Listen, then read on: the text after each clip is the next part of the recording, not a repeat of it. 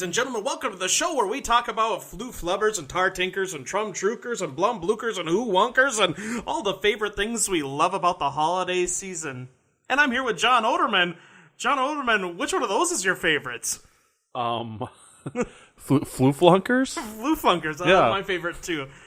Those are all some of the things the Who's down in Whoville do Oh, yes. during Okay. Christmas that the Grinch does not like, but I kind of like them. I think they're okay.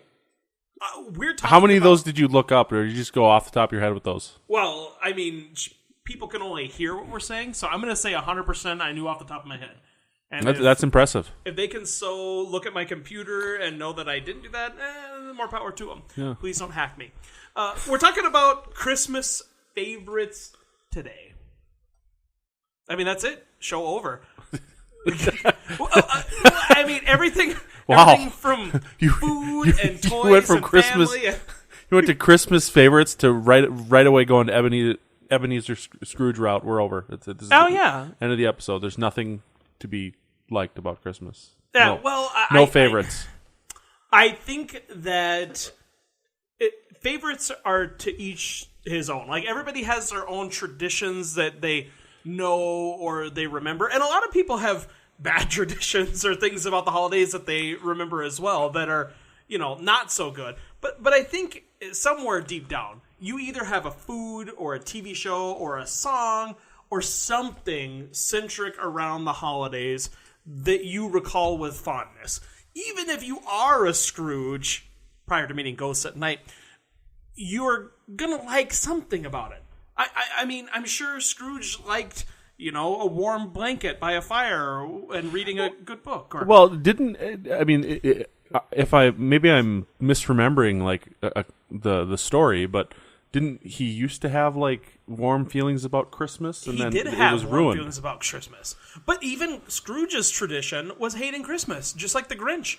I mean, that's a Christmas tradition. It could be, absolutely. You're right. Yeah. I mean, just despising everything about Yeah. it. Or looking, because a lot of people have, Christmas has become commercialized, and so a lot of people will say, well, I don't like the commercialized nature of Christmas, I want the true meaning of Christmas. So despising a certain portion of Christmas or a way something has become, I mean, that's your own little tradition. It may not be as positive as some of the others, but whatever. You think Scrooge was really jacked up on December 26th, and then he just progressively got angrier throughout the year? It's over! Like he's really happy, he's dancing, and just doing a little jig and stuff in the streets. I just kind of feel like Scrooge grew up in a totally different time, and I know that it was set in a different time, but Christmas is very lucrative here in the U.S. of A.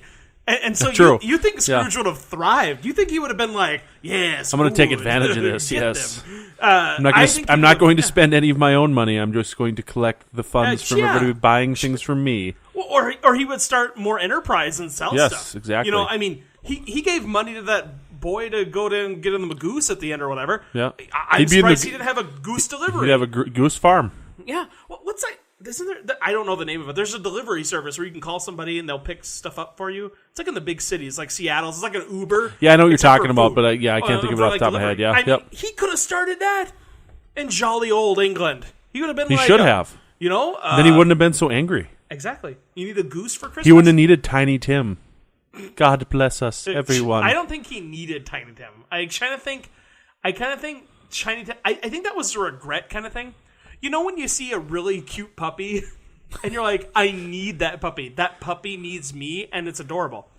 And then the first time it piddles on your carpet, or worse, you're like, punch it "Get across the outta room." here." Yes, yeah. No, I would never. I'm not like you. Okay, I'm not. I have Christmas in my heart. But you get upset with it. Tiny Tim, Scrooge had to carry him around all the time. He couldn't walk. It's like, I mean, I'm sure that's got to hurt. He's old. And we put him on his shoulder. He developed some sort of a cramp. That might have been what. chiropractors You know what though? back then. That might be what keeps him alive. He's active. I don't think so. I think he died shortly after that. He- I Scrooge dies in the Yeah. epilogue of A Christmas Carol. It's like, and Scrooge was the happiest man that ever lived for all the Christmases to come. All one of them. But he died. never saw another Christmas. Exactly. They sent him away for seeing visions of ghosts. Like, he's into some asylum. And Well, we need to do this movie. Well, we should do a podcast episode just with epilogues of famous stories. I'm literally going to write Scrooge 2. What happened to Scrooge after that? And it's going to be dark.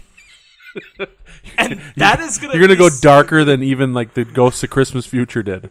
That is going to be one of somebody else's Christmas favorites in a few years. I just know it. That's a really good idea. Yeah, it is. I'm glad I thought of it all by myself without giving you any credit or giving you the financial profit once it becomes big. Copyright Josh Nichols. TM. Registered trademark, etc. So, John, let's talk about Christmas favorites from our perspective. So, songs, food, movies, anything. Attire, ugly Christmas sweater. I mean, I don't know. I mean, what do you like about Christmas? What do you think of the whole ugly Christmas sweater fad thing? I'm a bad person to ask because I host an annual Christmas party. I'm usually the MC for it. And every year I buy a brand new costume. The first year I had 3 costumes. And I would change before each piece of it. We had a white elephant, a gift exchange, and then trivia and all that stuff. And I changed. And then each year I bought a brand new costume and then added it to the repertoire. Now I have again, full furry reindeer outfit. License elf Will Ferrell wig and outfit. And all these big costumes. And so I try to get into that dressing stuff. So I found this hideous, ugly sweater. And I rigged it with LED lights before that was a thing. Yeah. This was years ago where I'm like, wow, I'm going to rig these up myself. And it was kind of a big deal. And I was proud of it. And I wear it a lot. I like it when you can dress up for stuff like that as a holiday cheer thing. I'm not as big fan of a specific ugly sweater costume party. See, to me, it used to be like you could go to a thrift store and find a gold mine. Find that nugget that was just a great ugly now Christmas sweater. Mined it. And now everybody's mined the thrift stores, and Walmart, Target, all these other stores are selling what they would consider ugly Christmas sweaters. And to me, the thriftiness, the age of the sweater really lends itself to the ugly Christmas sweater. I think the ugly Christmas sweater thing is maybe a little played out in the fact that so many people have kind of embraced it, and it's kind of taken the effect away from it. The thrill of the hunt is exactly. kind of a big part of it. Also, and I was surprised. I was in a Christmas party recently, and I'd say there's 20 people there. 15 of them had ugly Christmas sweaters. Not one was the same. Wow. And I would say that almost all of them were purchased from a retail store with it in that. Exactly. I was surprised nobody showed up with the identical costume. I know no one will show up with my sweater unless they bought it in the 80s or bought that exact thing and then rigged it up with LEDs and then bought a hat to go there. I kind of feel like it's a diamond in the rough. It's its own unique shine. Yep. Nobody's going to have that one. And I think that's the thrill of the whole ugly sweater thing. So I think if you have a party that's more open, it's just dress up however you want. I think you're going to have more fun. Just a general Christmas theme. Yeah, general Christmas theme. You might have the people, you got a party of 50 people, 10 of them show up with Santa hats and think that's adequate. Send them away. They can have their own party. Wow. If you're not going to do better rules. than that, then get out. You can get out. I enjoy dressing up during the holidays, though. I really do.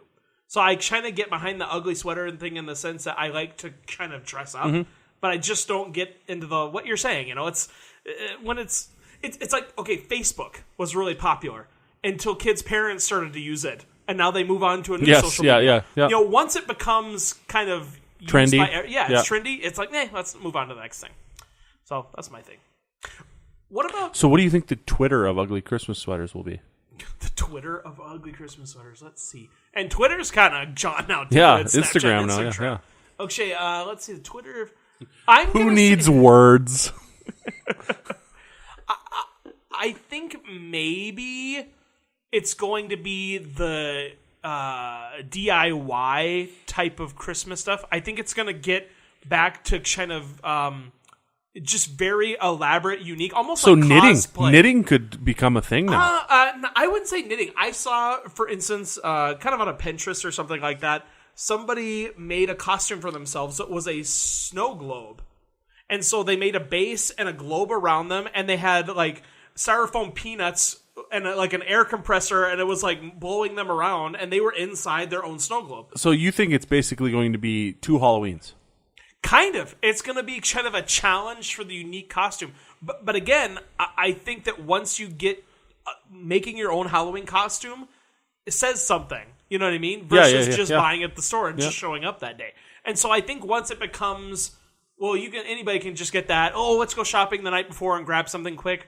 No, you got to put some thought and time into it. You really got to get into it. I don't know. Yeah. I mean, there's an appreciation of the workmanship and the effort that was put into a costume and like the creativity. Yeah. And I have never seen that before, or I'm going to do that next year. Or remember when we're in this other town for your family? Let's do that. Nobody will know I stole the idea. They'll think it's mine. Yeah.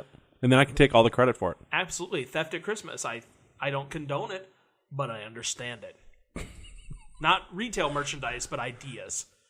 Thievery all the way. Thievery all the way. Just like Jingle all the way. Thievery all the way. And segueing into our favorite songs, do you have a favorite Christmas song? Or are you like a ban on Christmas music? Oh, no. I love Christmas music. And, growing up, I mean, you had the classic, Jingle Bells, Batman Spells, Robin Laid an Egg, Batmobile lost a wheel, and the Joker got away. Wow. That was a classic when I was a kid and loved it. Loved it. That song has about 100 different iterations. Yes, it does. And 99 of them are terrible. But, there are those Christmas songs that, from about Thanksgiving till like January 1st. I mean, when do you think Christmas music is acceptable? I'm a bad person to ask. And I'm going to give this little nugget of information.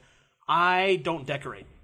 I just don't. Yeah. I have a Funko Pop Baby Groot. He is a tree. We put a little miniature string of lights around him and a couple miniature packages I found at a craft store. That is our holiday decor. We've literally decorated the tree. That's it.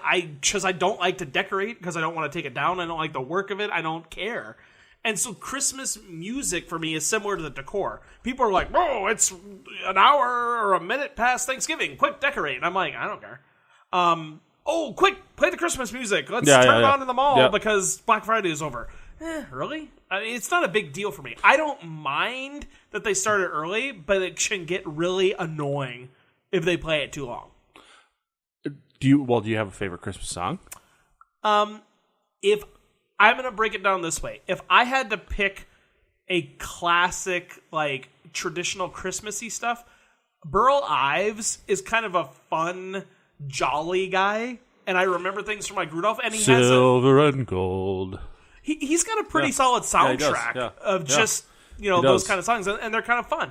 And he's got a cool voice. So even songs that he didn't originate, I enjoy that. So I like those jolly ones a little better. I'm usually a soundtrack guy at Christmas. I can listen to the Jim Carrey How the Grinch Stole Christmas soundtrack. I'd be fine with that. It's got some great instrumental holiday winterish sounds. It's got some contemporary bands that will be singing Christmas tunes. I'm okay with that. I'm also fine throwing out a little Bublé, getting a little the little Michael vocals. Bubble. Yeah, a little Michael Bubble. Having a little of those old time vocals. So I can't narrow it down to a song. I don't just go around humming one song all season. I've got like my go-tos. Like I think a lot of people say Mariah Carey, All I Want for Christmas Is You is like the greatest Christmas song of all time. I don't know about that. I really like the Beatles, Simply Having a Wonderful Christmas Time. Oh. That one, a lot of like the classic like churchy Christmas music, like that I grew up like hearing at church and stuff is cool. Like I think that's kind of fitting.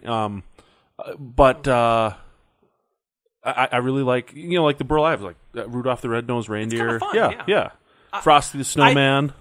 I think I like kind of the songs that are a little bit more upbeat and silly. I Want a Hippopotamus for Christmas is a funny, like, little ridiculous song. It's just, it's got a weird voice to it. Mm-hmm. Grandma Got Ran Over by a Reindeer. Like, these weird, like, songs, I think I kind of remember more from being a kid. And there's not really, like, any other time of year that has, like, its own type of music. Yeah. Well, yeah, that's true. Good point. End show. Point made. Credits. So I mean, I think that's one of the reasons people really look forward to it is that from like Thanksgiving until January 1 is like when you hear this music, and then it kind of goes away for the rest of the year, which I think adds to the kind of the allure. Are you a bad human for listening to Christmas music outside of the Christmas season, or are you a genius for bringing it into your life for a little bit of a boost when it's not during the traditional season? But should you listen to it in June? Would it give you as much of a boost though? I don't know. If you're listening to it year round. I mean, shopping networks have Christmas in July to start selling stuff early. I mean, maybe they just have holiday music. I don't know. Turn on a little bit of Burl Ives, middle of August. Silver and gold. Yeah, I mean, I don't know. Like, I think it can kind of be an upbeat kind of thing. And it's non-traditional. It's like outside the realm of what you do. For instance, when would you watch a Rudolph movie that was not set in like a snowy environment? Just like Rudolph goes on an African safari? Like I don't know. Rudolph in, I don't know, plays Jumanji. I don't know. Sure, it'd be kind of weird. And I don't want to get into it, but let's save this. Because I know that we have a bit of a fight coming up in a future episode. Yeah. And I think we should save that Rudolph for that. Okay, all right. What do you think about Rudolph, though? Do you like that? The claymation? That's... To me, that is like some of the best like kids stuff. Christmas. Yeah, I mean, it is some of the best kids stuff that's out there, especially around Christmas time. And I think it's some of the most quintessential, some of the most classic children's entertainment. I really like. I mean, this is getting off the Christmas topic, but Sarah hates that claymation stuff. She's not like any of those movies. But there is an Easter version, the Easter Bunny. Have you seen that? You know what? I think I have seen it like in my periphery before, but I haven't like sat down and watched it. I used to get so excited when Rudolph was on, and you know, growing up on the ranch that I grew up on, we had 3 channels: PBS, NBC, and CBS. NBC was the only one that consistently came in well. But when it came to Christmas time, we did everything we possibly could to get CBS to come in. And if we couldn't get CBS to come in, we would go over to my grandparents' house to watch Rudolph the Red-Nosed Reindeer, because it was just like quintessentially Christmas. It's a Christmas tradition. I think it's great. I love the Rudolph movie. I think for me, I've always been a fan of The Grinch, and so I kind of like that movie, and I was excited about the Jim Carrey version. So that's kind of a movie that I go to. See, and I could watch The Grinch at any time of the year. Which one? The cartoon or the Jim Carrey? The cartoon one. Growing up, I probably watched The Grinch Who Stole Christmas over 200 times. Because it was a VHS that we had, and we just watched it. How did you like the Jim Carrey one as compared to the animated? Do you think it like... I thought the Jim Carrey one was pretty good. I loved it. I kind of liked the backstory, like the history that they gave the Grinch. Yep. Because Anthony Hopkins narrating, but that's the thing. Like they had to stretch a 22 or a 30-minute cartoon into a full feature film, and I think they did a good job with it. Well, and also the cartoon stretched the book from know what I mean. Yeah. Like they kind of added a little bit of oomph to it as well. I love the Grinch. Actually, it was one of those weird things because one thing that kills the movie for me, like instantly, I want to walk out of the theater. Is if they have fast motion. If they've sped up the video to make it seem like somebody's doing something like Benny Hill. Yeah. And there was a scene in The Grinch at the very beginning where the dog is biting him in the butt and he's like running around chasing him, and they use fast motion. I almost died. I almost walked out. I'm so glad I didn't, because everything else in the movie is great, but I almost gave up on it. Well, and just like a deal breaker. The young Grinch was played. Well, maybe you're not familiar with the show at all, but there was a show back on NBC in the early 2000s, late 90s called Passions. I'm familiar of the show and I the think actor. Timmy from Passions played the young Grinch, correct? Like he was the little Yep.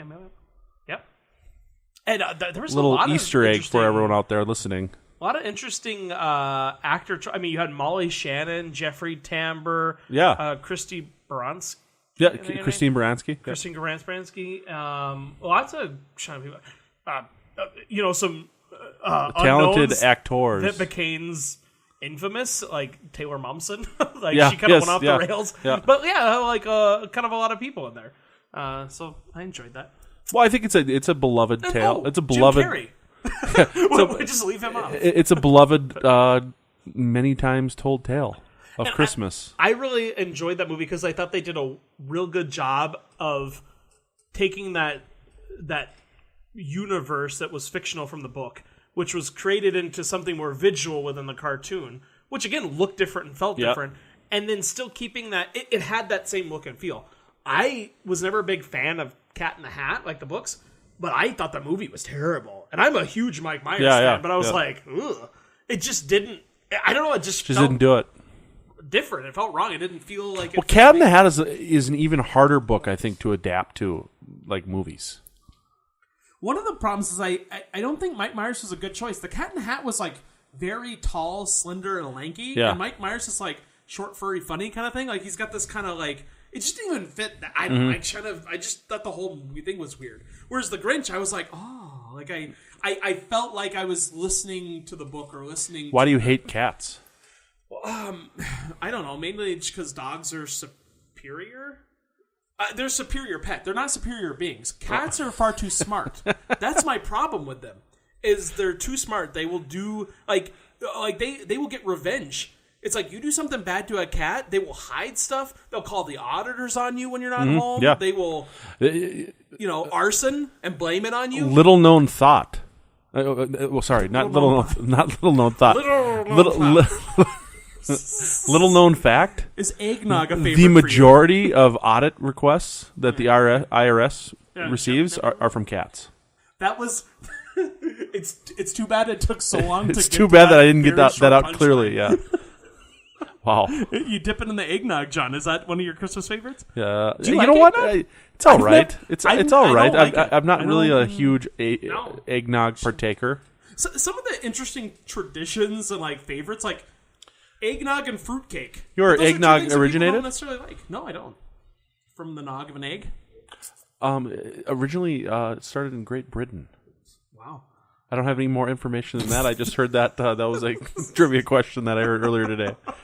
Oh well, thank you, John. Yeah, you're welcome. I will take that information. Stick that and one in your noggin. Lose Jeopardy with it. Because I'm sure that I will recall it incorrectly. Actually, it was London. We were looking for London, not England. A little too broad. And I'll lose the show. Do you have a favorite food? Do you have like a Christmas like that that's going to be made by your family, or a food that you just kind of have to have around Christmas? You know what I really want to try is roast beast Wow. Okay, roast beast. Yeah, from I like it. The Grinch. The Grinch, how the Grinch Stole Christmas. It looks delicious. It does. It has it's about not- 8 legs though. I'm okay with that. If you're okay, I'm more of a like white meat fan.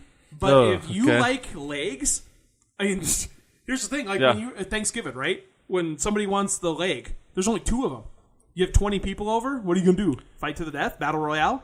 What if you have a roast beast that has like 8 legs? That's a good point. I mean, I think that's a 50-50 Very good point. shot at getting a leg. I think the Who's were into. I think the Who's were actually the Seuss universe is probably set in the future after years and years of genetic engineering of course. for holiday Just, yeah. meals. Well, I mean, That's what their economy is based on. Actually, is They've already mastered the. I think that we as Americans are looking, and as the civilization of humans living on Earth, we're looking at like how do we get to the next planet, right? How do we get to the next planet, and how do we live there? How do we sustain life? Because we're ruining all these finite resources we have. What if we build a machine to make us all so tiny that we can live on a little fuzz like Horton Hears a Who, right? We would take up a lot less resources if we were that much smaller. and that's what people in the Seuss universe did. They didn't. They said, "Well, we've mastered genetic engineering.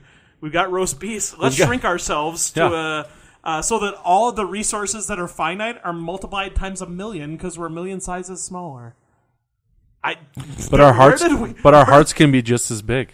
Where did we go off the That's the rails? lesson from the Grinch. Our hearts can be just as big. It doesn't matter how small you are, but your heart can be big, Yeah, because and you can care about Christmas other people. doesn't come from a store. Christmas perhaps means a little bit more. TM. You just came up with that? That's I beautiful. I'm gonna say I adapt. I'm gonna say it's parody. It's parodies. We did a Christmas holiday special, like community theater thing, where we wrote a bunch of sketches and stuff, and we did all kinds of stuff. And we had such a hard time getting permission. There's only so much music we could use. Yeah. And two of the songs that we did have in the show that were, technically copyrighted, you can't use them without permission, was Santa Baby, which we contacted the original writer, who I guess the songwriter owned the original song. Okay, He didn't sell it to a company, so he was a self-published. And so he was like, 174. And we contacted him. He's like, "Oh, sure, use my song." And I'm like, That's funny. This song is in like big movies. Yeah. That movie's been that song has been recorded like a million times by a million different people, and this guy hasn't earned one dime on it because he's just given the rights away to anyone that calls. And I think for us, Thanks for calling to talk to me. Yeah, it was kind of one of those where it was like he was flattered and he knew we couldn't afford it otherwise. Yeah. So that was one, we got permission. The second one, Rudolph the Red-Nosed Reindeer, which you're thinking, whoa, copyright infringement. I did a parody. I wrote a whole song about Rudolph and how it would be copyright infringement to sing it. So the whole song was about copyright infringement, but singing it to the tune of Rudolph. I thought it was pretty clever. And did you get it okayed? We didn't have to get it okayed. It was parody. So we were able to use it. Maybe I'll have to sing that, and we'll add it at the end of the thing or something, or maybe not. Do you have the audio recorded? Maybe I'll put it on the YouTube or the iTunes or the YouTube. stores, the stores that sells things digitally, etc. Those exist. Apparently, I thought all shopping was done at local businesses, Josh. Truth. Well, we don't have to shop local on a podcast because we're worldwide. That's true. World is our local. John, last favorite. So we got songs, we got movies, we kind of got food, which we really didn't answer. Garlic mashed potatoes that's a shit. go-to at the Oderman house. Ham. I love Christmas ham. My favorite holiday Christmas food is a different food. It's one of those things for me. I feel like we've gotten into this kind of like Thanksgiving, gotta have a turkey. Christmas is going to be ham and mashed potatoes. That's every year, and I think that gets old. Like, I don't even look forward to it because it's the same exact thing. So, like, we do something different at Christmas today. Like, this holiday season, I think we're doing a taco bar or something like that. Okay, yeah. Just something random. Or we'll do Feliz chili Navidad. So we'll just do random things. So, last favorite. Do you have a favorite tradition within your family or a favorite memory of Christmas? I know that's hard to think of. See, I have memories of Christmas, but I don't know that they're like. Being so you asked the question, you answer the question first. Well, I got. While I think and try to collect my thoughts here. I've got two things. One is kind of a favorite memory that's maybe more typical, or maybe atypical. And then another one's not a favorite memory, but I cannot think of Christmas without thinking about it. I had a cousin who was getting a little rowdy during the holidays and headbutted me in a region below my waist. Okay. And it was a terrible, terrible Christmas.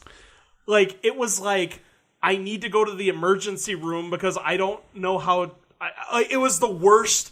And I couldn't, go to school when it first started because I was, swole. And I'm like... And so every time Christmas happens and I see this cousin, I'm like, I remember that one time that I was wobbling everywhere I went. Time. Yeah, I just headbutted him. Should wait till you're both 40 and payback. But he least suspects it. Make sure you do it in front of his kids. Yeah, that'd really shame him. My favorite Christmas memory, though, it was a weird thing. I don't know why we decided to do something different for dinner.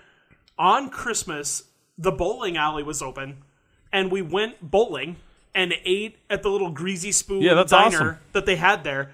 And it was like one of those best Christmas memories because we were just having fun. We didn't have to cook. We didn't have to worry about cleaning up. And it was such a weird thing, but we were actually able just to spend time together and talk and have fun. Yeah. Just one of those things. And that's probably my favorite part about Christmas is just getting the family together. I come from a family of 8 kids. I'm the youngest of 8, and just getting everybody together. But almost without fail, every Christmas we will get a board game together where we'll play a board game as a group, or like a couple of us will play a board game, it always ends in tears. Wow. Well, maybe not always, but there's maybe not always tears, but there's definitely hard feelings. And most of the time, the game that we play is Monopoly. And that can get bad fast. And that's how you know that you're family, is if you can play Monopoly and still talk to each other afterwards. There's nothing better than the salty taste of tears on the holidays. I mean, that's just trait. It's like gravy for that Christmas ham. Plus, it helps melt the snow. Truth. John, I'm going to say this to conclude here. I like new stuff. Like I said, I like new food around the holiday season. I like new movies around the holiday season. I like new stuff. And I like new traditions. And my new tradition is every holiday season doing a holiday podcast with you. Oh, Merry Christmas bum, bum, to me. Bum, bum, bum, bum, bum. I wish we had better music at the end. Ladies and gentlemen, we'll see you next time on Pop Culture Problems.